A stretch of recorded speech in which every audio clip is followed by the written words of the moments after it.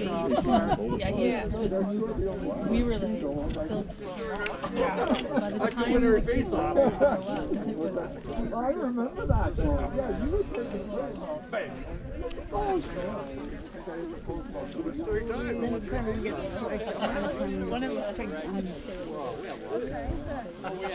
Oh, it's beaver ants. Yeah. Oh, yeah. Okay, we're gonna start. We're gonna start it off.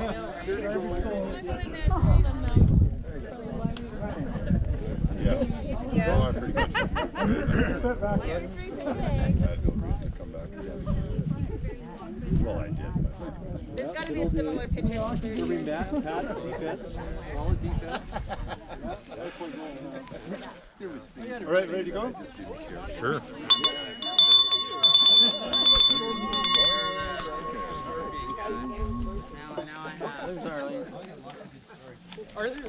Arlene's coming? Yeah.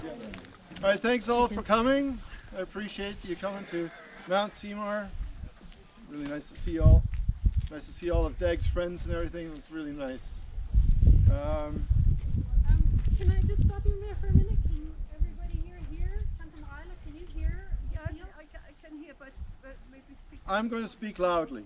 So Here's up here. just some logistics. If you're some logistics.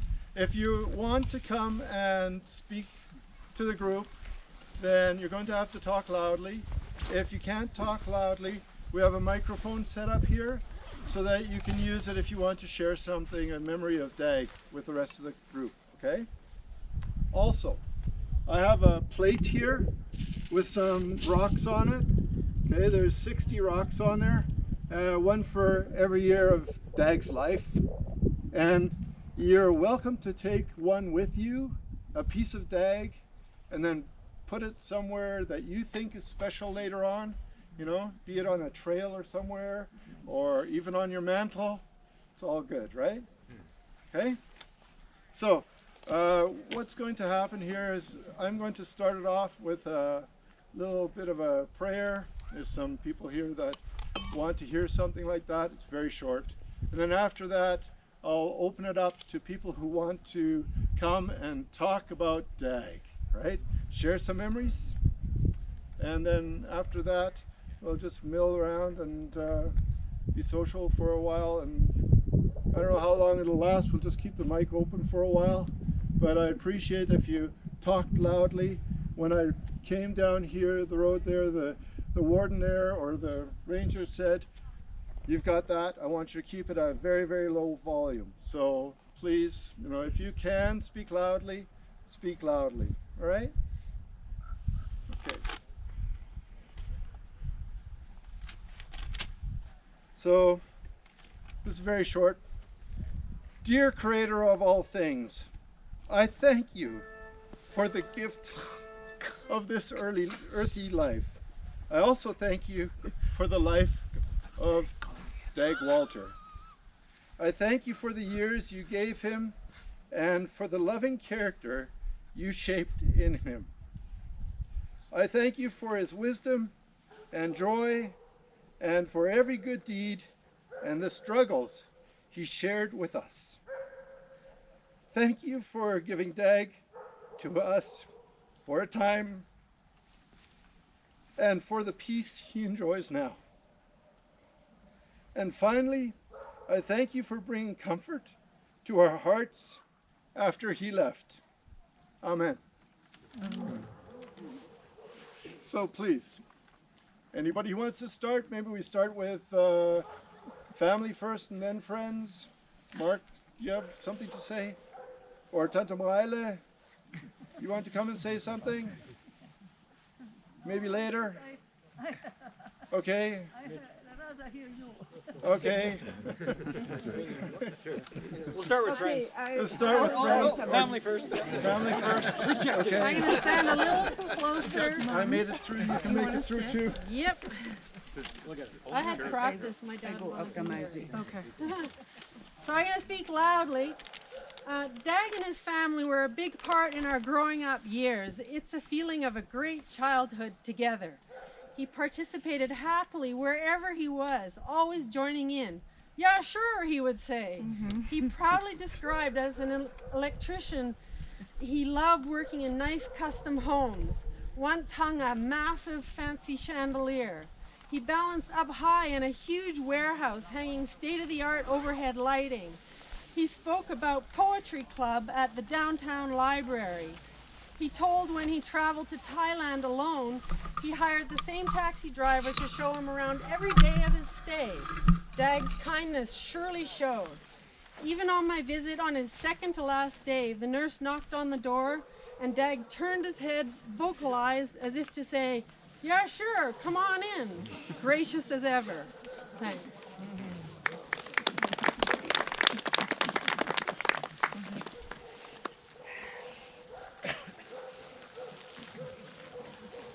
Well, mine is more like a letter to Dag. Dear Dag, when you were a little boy and you lived for a while very close to the beach, you lived on 3rd and Alma. From your bedroom window, you could see Hollyburn Mountain. So every evening, before you went to bed, you and your mom looked out of the window over to the mountain and to all the trees which grew there. One tree was outstanding. It was taller than all the rest, and you always said good night to it. Now here we are standing by this tree. It's big and tall. It's not the same one, but it will watch over you, and it will protect you in winter from rain and snow and ice, and in spring, when the winds are not so strong anymore, birds will come and sit in its branches and sing to you. So this is now your tree, and I meant this tree, I don't know if it protects so much. That's tree. That's goodbye, Dag, and sleep well.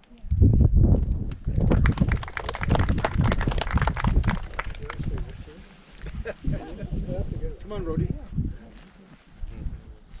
Rodi say something? Come on, Rhodey. Say something. Yeah, that's right. Okay.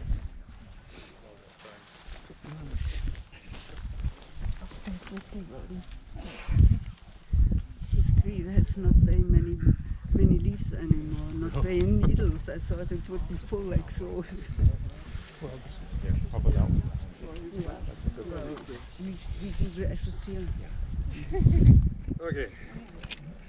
I'm Rhodey and Vonderlin. Louder. Yeah, part of the family there. I was gonna say, so many good times were spent with Dag and his family.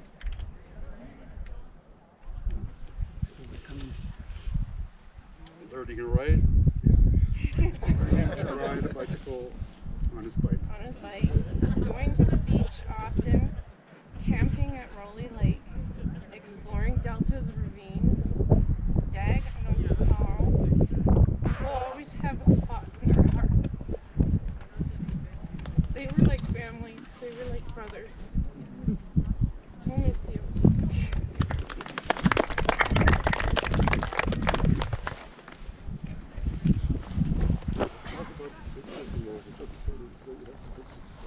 Okay, I got some pictures here. So one's with me, there's Dag when we were young.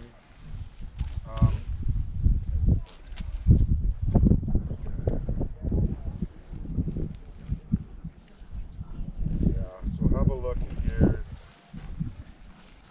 Good job. Maybe Roy.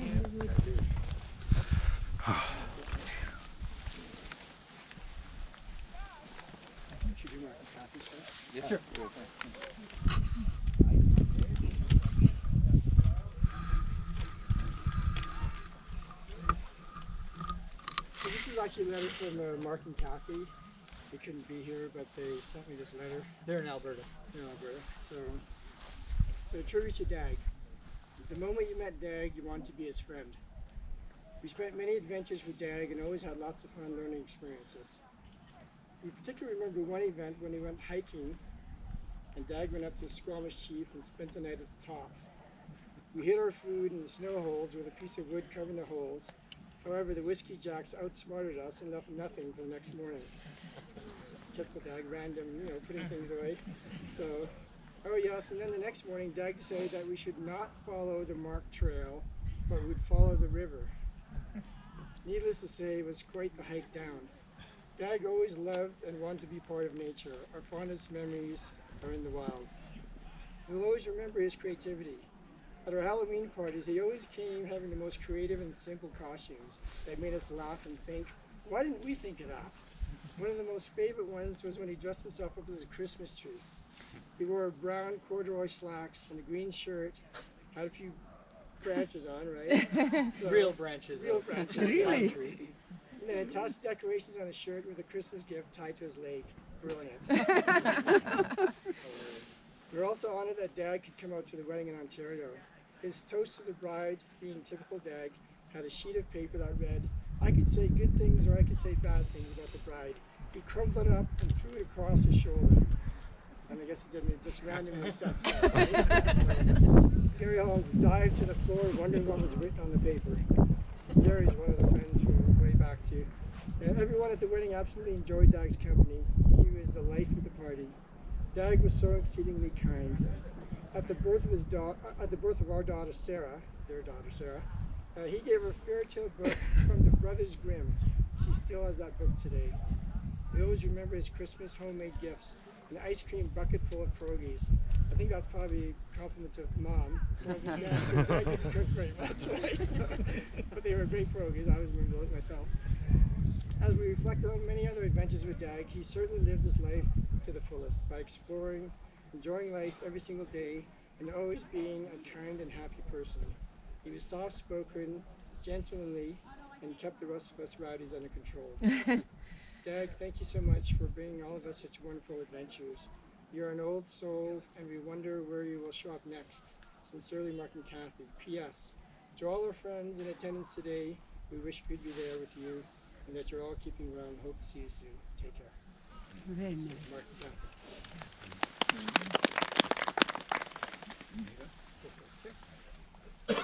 So I just wrote a little something out. I first met Dag in high school, and we worked together at the Royal Oak restaurant. We graduated together, and then we lived together for a long time, and we actually bought a house together with Mark. Awesome. Yeah, so and we gutted that thing and totally renovated it. But anyhow, there's so many stories I can share about Dag, but I want to talk about the t-shirt he owned that simply said time on it. So Dag got a t-shirt and it just, remember that one? It just said time. So, and one day we were camping and we were on vacation, and I said to him, what do you mean by that? And he said, well, we're on vacation, so time is irrelevant. And he said, we're gonna eat when we're hungry, and we'll drink when we're thirsty, and we'll sleep when we're tired. In other words, we're just gonna live in the moment. And so that was, Dag always had some great philosophy. And I never asked him what it meant when we weren't on vacation, but I can only guess that Dag had some philosophical twist on it. So I thought about time after thinking about his shirt, and I came up with this. Time is your friend, time is your enemy, time flies, time drags on, time can even stand still. There are good times, there are bad times. Oops, sorry, I'm shaking. There are good times, I'm emotional. So yeah. There are good times, bad times. You can bank time, borrow time, or even buy time, and you can even make time. However we perceive time, time really is just a measurement. You might say that Dag's time on earth was cut short, but in that time, Dag left an impression with all that got to know him. He was soft-spoken, gentle,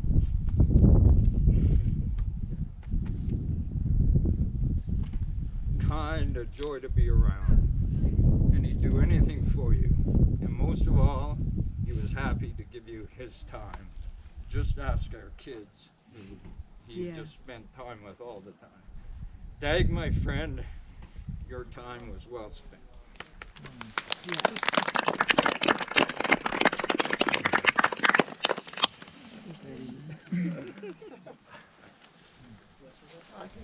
I have nothing written down. It's just off the cuff. I met Dag in 1979, and with a bunch of these guys early, and right away I just thought, wow, this guy's odd. I was just like, normally I wouldn't gravitate to a guy like this, but oh man, was I ever wrong. This guy was amazing. He was funny. He was quirky. All these stories I could bring up. I mean, some of our trips, Wayne and Mitch had cycled down to California. So Dag and I wanted to go along. Of course, at that time I was a lot heavier and I couldn't cycle with these guys. And Dag said, hey, let's take my truck and we'll go down this way and we'll meet them in Disneyland. And I thought, wow, that would change my life. I think that was just so much fun. And I'm a very organized person. I, pack well and be on time. This hotel, when you're with Dag, that didn't happen. I don't think we saw a hotel to Disneyland. We camped a lot in his truck. I've had a lot of therapy since then, but it was all fun. It was off the cuff. It was flying by the seat of our pants. He took out a map. This is where we're going to go today, how we're going to get there, when we're going to get there. I have no idea. Like, he was just like that. And the little things he used to do, like MacGyver had nothing on this guy. He remember his big Blazer and stuff we took down to California. The clutch blew on that, so we had to get back from California up here, and he MacGyvered it. He tied a piece of string to the clutch, and we would just pull that clutch up, engage, push it back down. It was just, and we all took turns driving, but Dag made it work. He never used a Band-Aid. Always electrician tape. You never see a Band-Aid on Dag. He was kind, he was thoughtful, he was a great friend. Anybody that met him just took to him right away. He was just a kind soul, and he's still with us. I mean, I was just looking around, I figured he'd be sitting up on top of that rock looking at us. Right now, that's where he would be. That's where he was happiest, in nature. He touched one and all of you. He was blessed by all of one of you, and I'm grateful to call him a friend, and I can hardly wait to see him again. So thank you.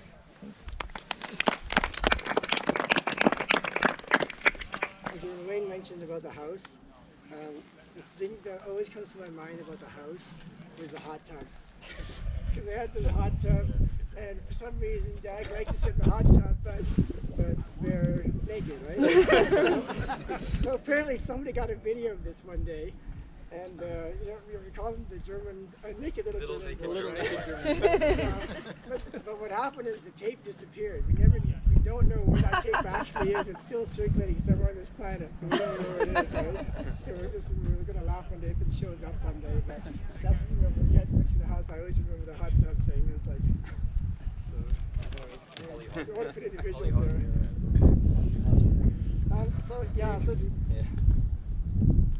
So Dag, like, he's one of those people that you could always rely on when it came to moving, or you needed a project done. He was like always there, like didn't question it. He was super reliable. I remember once we were going on a trip, and we were all leaving really early, and Dag's in the garage. We opened the garage for him, and he's rumbling around our garage. I guess one of our neighbors saw this, so they called the police on him, right? So all of a sudden the police show up in our driveway, and I go, "What's going on there?" Right? And we go, and they're questioning Dag and all this kind of stuff. It was tempting to pretend we didn't know, but we actually always said we knew, so it was all good. I mean, he used to come over every Christmas time and set up the Christmas tree.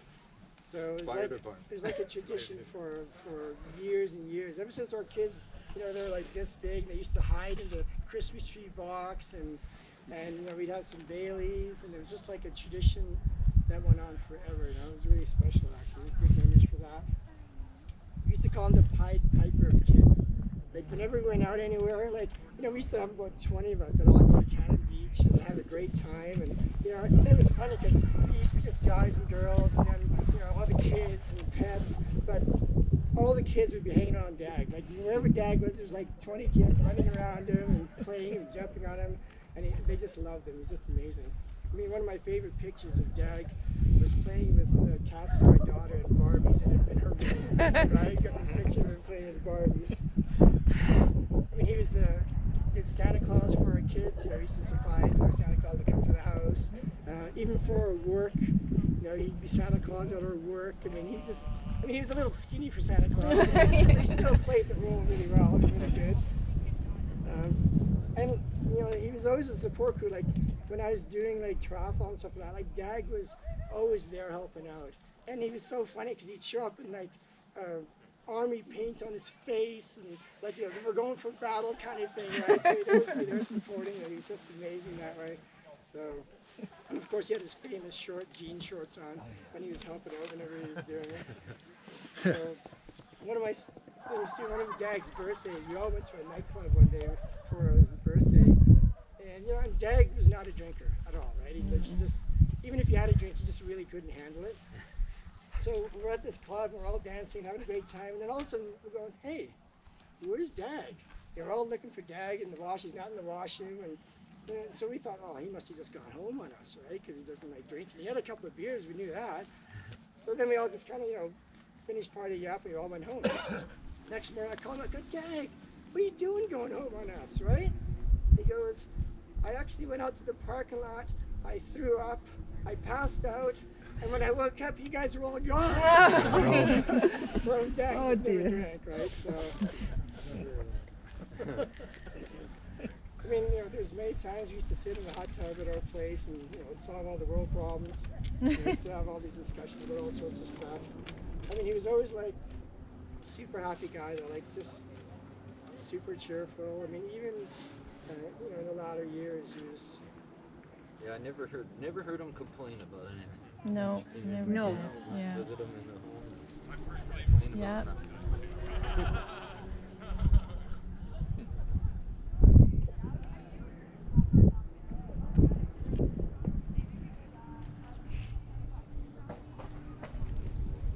So, I love this pumpkin pie. Yeah. There was big pumpkin pie. You could still eat it. One of my favorite quotes is, and this is quoting this dude right here. He said this at my wedding. He says, a gift is a gift. A gift is a gift. A gift is a gift. A friend. Oh, sorry. A friend is a gift you give yourself. And if that's the case, Dag was an amazing gift that I'll always cherish. Thanks again, Dag, or Digger, as a lot of us knew him. And for just being such an amazing friend and having such great memories for us and our family. So, thanks.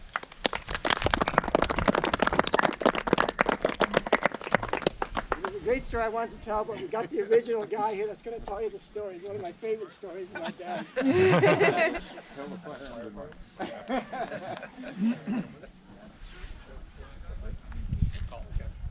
Hi, my name's Mark, and I was a roommate with Dag for at least 9 years. I was the other Mark. Where's Mark? Where's the brother Mark? Over there. And so I first met Dag through Mitch. Can you hit? I first met Dag through Mitch in this group, and I can certainly attest to many of the stories. And what I'm going to remember about Dag is his caring and generous nature. Just kind of what he was doing. He would drop everything. He'd be there at a moment's notice and help you through thick and thin. And I remember Wayne and I and Dag had bought this house together. And a couple times I saw him get serious, and this was one of them. And we had a deadline. We had to get it done because we had committed to this suite. We were going to rent it out, and that was one time. And so what happened is we were working. We would do our day job. We'd come home. We'd all be working. And Dag, as many of you know, would throw caution to the wind and just get it done. And he had filled in the drain pipes of the house if the hot water tank overflowed. And so now he had to go and grind it down. And as he ground down the cement, it was like this plume of concrete dust. And we thought, oh, we'll just open the doors, open the windows. And Dag's grinding away. Wayne and I are kind of looking at each other. And the next thing we know, we hear sirens. And we're like, hey, And then after that, you hear a big truck stop at the front. I'll pull the fire guys, pulling off the hoses, running into the house. Somebody thought there was a fire inside the house, but it wasn't. It was Dag. It was Dag grinding the concrete. Dag's culinary skills, he taught me a few things about cooking. To this day, spaghetti and strawberry yogurt for breakfast. It was basically whatever you could find in the fridge. The other things I'll always remember is the discussions that we had, the philosophies, the debates of what's going to happen to us after. And Dag always had a great perspective at looking at things, and he would always make you think, and he would always make you challenge your own thoughts and your own beliefs. Another funny story, when we sold that house, Dag and I went on to buy another house after that, and I think most of the people in the neighborhood thought we were the Alex and Felix from The Odd Couple, because that was pretty much the way they looked at us. Dag was a daredevil too. That's the other thing. No matter what he did, he gave it 100%. And whether that was going for hiking, whether that was going for a drive with him, whether that was going scuba diving, or whether that was going mountain biking. I know he'd love to go mountain biking through the trails here and stuff. And he was a friend that gave of himself. And he gave everything that he had. He gave his time. He gave his talents. If he could share that with everybody, I remember he'd work on these really expensive homes, and he'd invite us on the Friday nights when he knew they were going to be there. He'd bring in all of us friends, and we've got to watch the AV technology and the big screen TV and stuff. And that was Dag. Whatever he had, he would share with what he had, right? So, anyway, those are the few memories that I have of him. A great person, a great friend. Thank you. Thank you for what you did. Thank you for what you gave. Thank you for who you are and the time that you spent with us.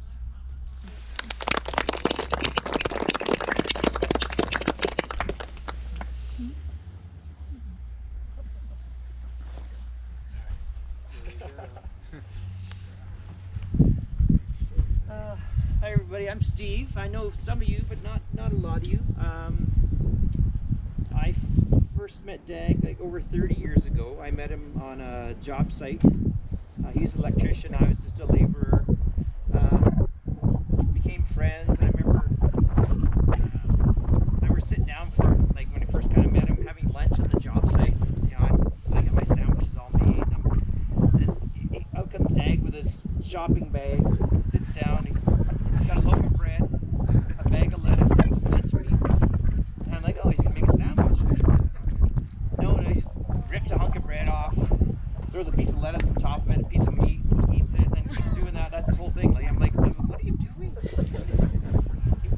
It's all the same. All goes down the same. Doesn't matter how you. Oh, okay. So I'm like, this guy has his own set of rules. You know, interesting guy. So hey, we became, you know, good friends. We had some incredible adventures. Went to Hawaii, California, Grand Canyon, Zion, Arches Park, like all over. We had just some amazing memories and trips together. We mountain biked all over the place. One trip in particular, him and I went down to Utah, to Moab for 2 weeks. We drove down, and we were playing games all the way down. You know, Dag brings his guitar wherever we go. He didn't know how to play a guitar, but he'd bring us like a guitar with 3 strings on it, just blinked away and stuff. So anyway, all the way down there, we're like, well, every meal we're gonna have, we're gonna go for every meal. So we're gonna flip, and the loser has to buy the meal. I'm like, oh, yeah, okay, great, sure. I think we're like almost 2 complete weeks into it, and Dag had not lost a flip yet. And I'm like, and then he says to me, oh, this trip's costing me a fortune. I'm like, what? What?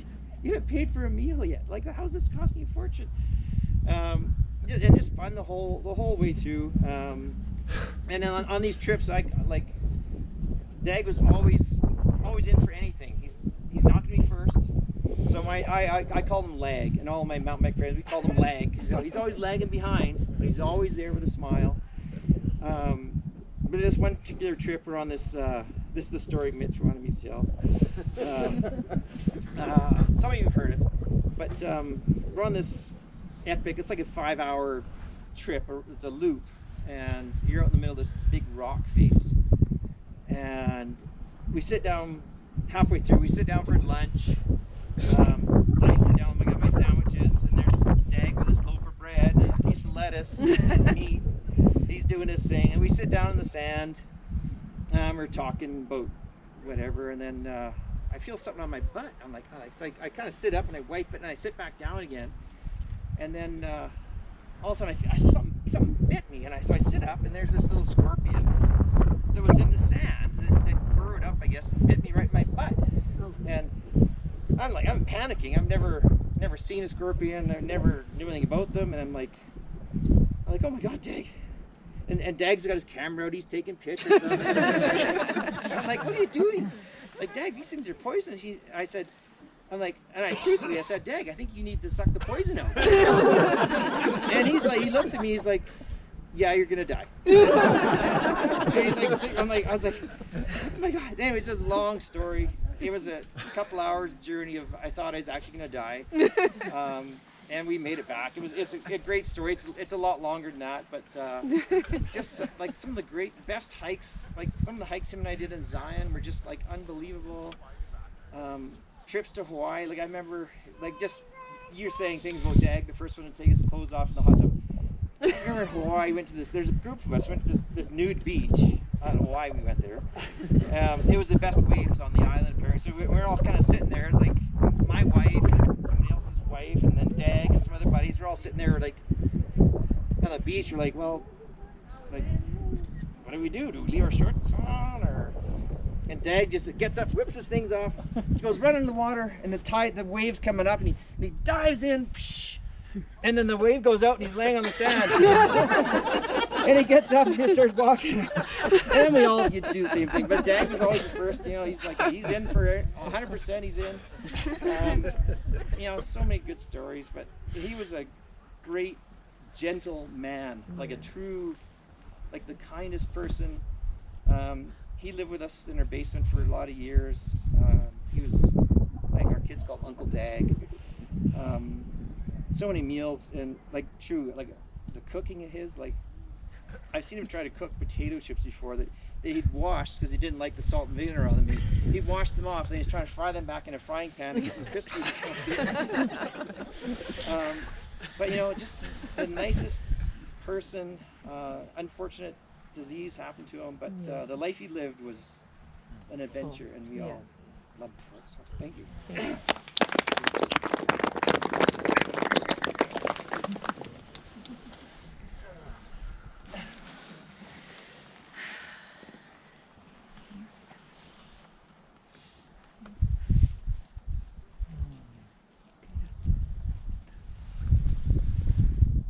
Anybody else? Mark, do you want to say something? I'd rather not, but I think I have to. You can just stay there. You don't have to Stay? just stay there. No, that's not where it is. All right, well, hello everyone. Thanks for all attending this thing. For you that don't know me, I'm Dag's little brother. Not so little, but anyways, Dag's brother. I hear all the stories and it makes me laugh. The food fact, because Dag couldn't cook with beans. And the naked running around thing was a big thing with him all the time when we'd go canoeing or biking or just screwing around out in the bush, right? He was a really good guy. Like, as my brother, I would say you couldn't ask for a better person. He was a little harder on me than, of course, he was on his friends and everybody else, but, that's just the way it is. I got pretty much nothing but good memories with that guy. We did a lot of stuff together. He took me four-wheel driving for the first time. I think you guys.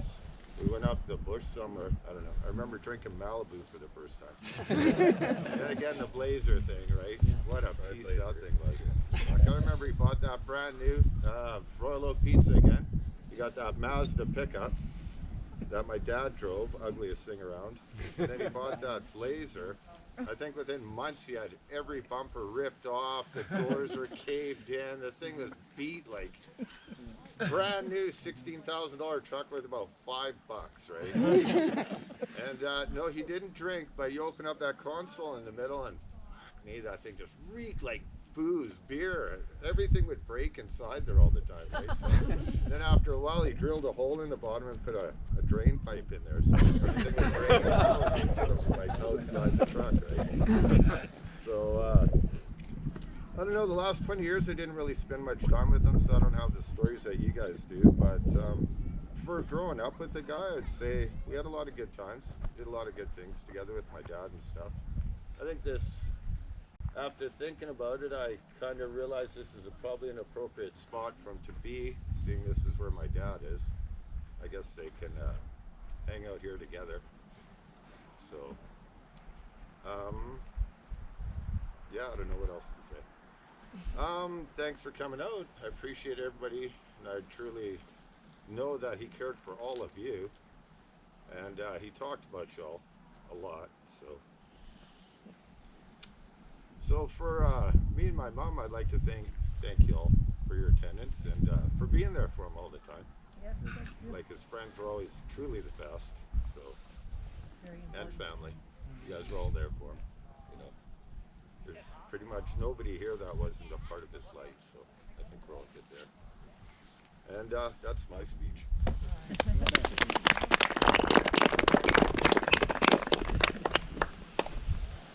There's actually a little story where one of our nieces, when she was really little, and Dag was in the shower, and when he stepped out of the shower, he stepped on one of the squeaky toys. So she heard that, she came running into the bathroom, and Dag, of course, is standing naked, right? She's been in therapy ever since. But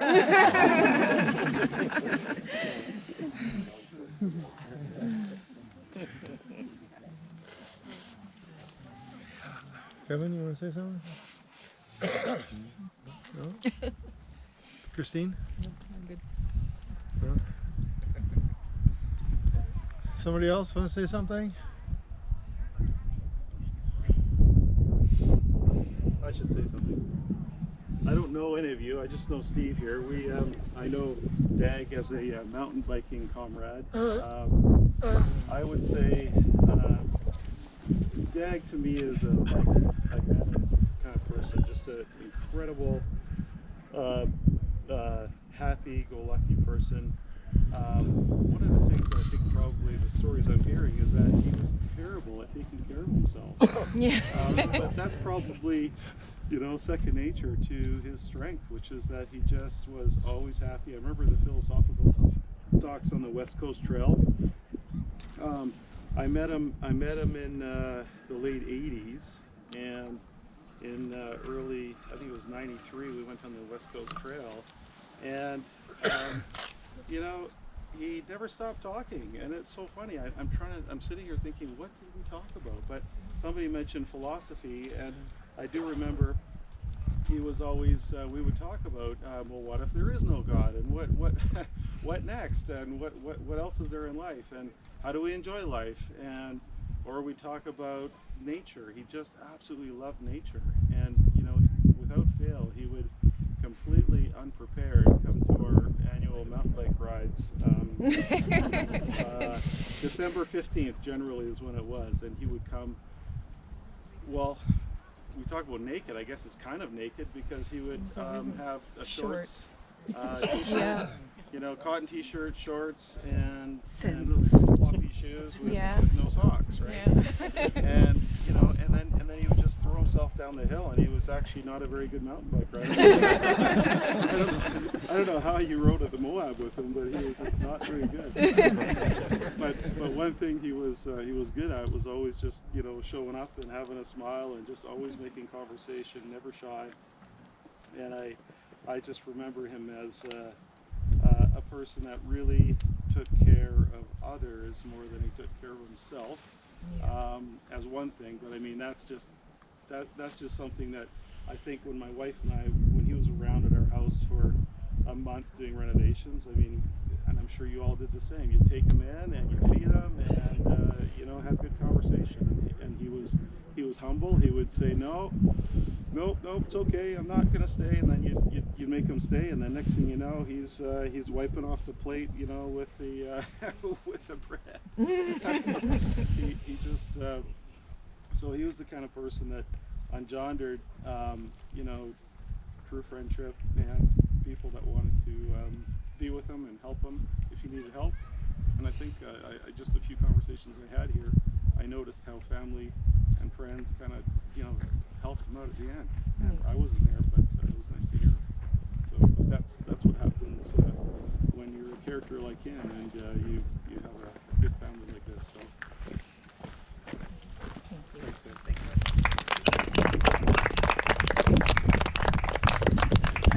I also wanted to thank Christine and Kevin to take really good care of Doug in the end. That was really helpful for you guys. There's a couple of people, some of my friends that couldn't make it today. Nathaniel Hurwitz is one of them, and Jeremiah Shee is another one. They were both in construction and worked with Dag, and they both loved him dearly, and they often said he was the salt of the earth type guy. You couldn't find a better person than Dag, a person that was more honest and just, you know, from the heart, really. And he showed Nathaniel all his electrical skills. I mean, who would do that? Who would spend time and say, this is how you do it, I'm going to show you and train you? You know? And that's what he did. He passed on his knowledge to other people as best as he could. And I found that really remarkable that some of my friends knew Dag. And I was just shocked by that when I found that out. I had no idea. But you know, look at how many friends came here. You know, he impressed so many people with his being. A really, really cool guy. So, anybody else want to say something? From there? I'd like to thank everybody for coming. Thank you. Really enjoyed seeing all the few people I hardly know anybody, but Roy helped me. Yeah. Cool. All right.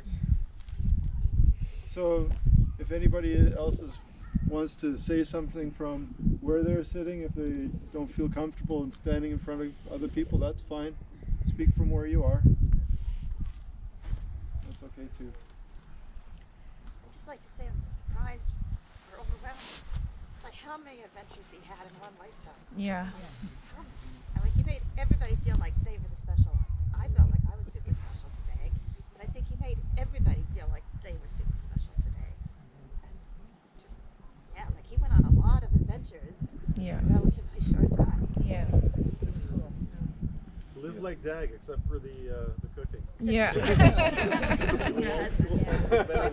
ultimate living in the moment. I think he were so strict that when he wasn't at home anymore, then he really let go. He just invited himself. He didn't go to ask or so. He just came Christmas or whatever. Yeah. He cared about other things. Yeah, I just, you know, living with Dag for a long time, his lunches were great. Loaf of bread, head of lettuce, yeast flakes, butter or whatever, throw together. And How about 7 days on the West Coast Trail, Nora soup mix and craft dinner? Dag, put that shit away, come over here, we got real food. We used to fight when we went camping. Who would get Dag for dinner? And I don't think he actually ever brought his own food. So he didn't need to know how to cook. He had all you guys. Yeah. Stop in for dinner. Oh, you need some renovated? I'll move in the basement. Food's on the plate.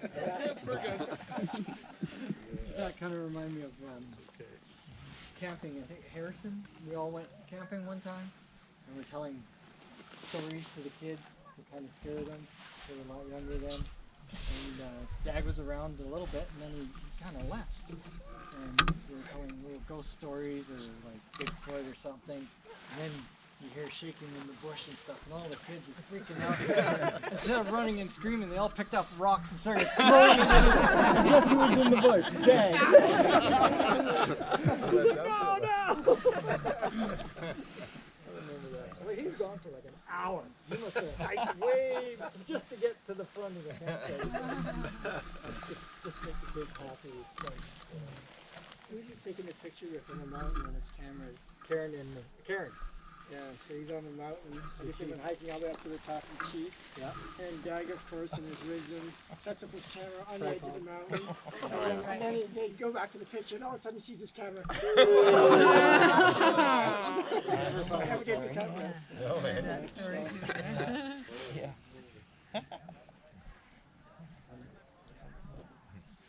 I just wanted to mention one of the things that I've got from Dag is all his photographs, his digital photographs. So if any of you guys are interested like this, there's ones of that trip to the Mohawk. You were talking about it, and I've seen the pictures now, and trips to California and trips to Hawaii and stuff like that. So if anybody's interested, I can share them.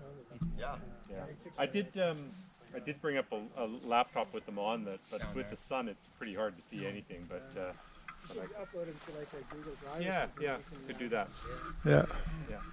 Maybe create a memory page for Dag where we can access the pictures, and then we can take a look at them on our own time. There was I think 7,000 of them. I've whittled them down, and Dag wasn't very organized with his. So I got download a program that would find duplicates, because he had, subdirectories here with, the same photographs 8 different times, and so anyway, but it's down to a few thousand anyhow. I remember the time he was transferring it all to his computer, like scanning and transferring it, because he wanted to get rid of all the hard copy, right? Yeah. Digital.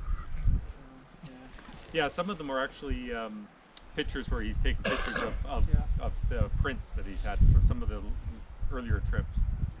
Yeah, some of the Hawaii ones, for example.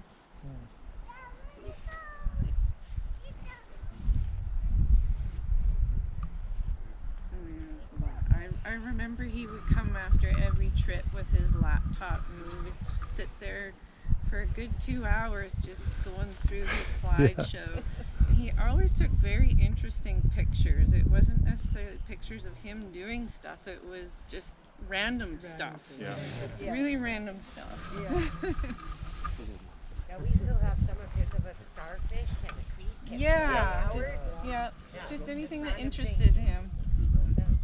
Yeah, we still have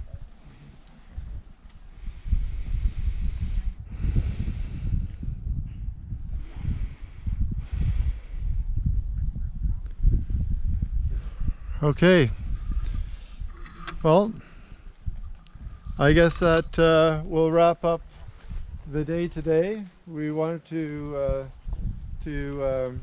invite you to take a piece of Dag home with you. Obviously, there's rocks for every year of his life, and we're going to spread his ashes over beyond the tree as well, so that whenever you're up here, you can see Dag's tree, and if you want to have a conversation with him, he's always close by. I think this one's coming down there.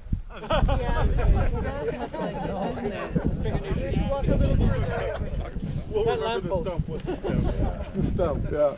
And if that all wore you out, there's some cookies here.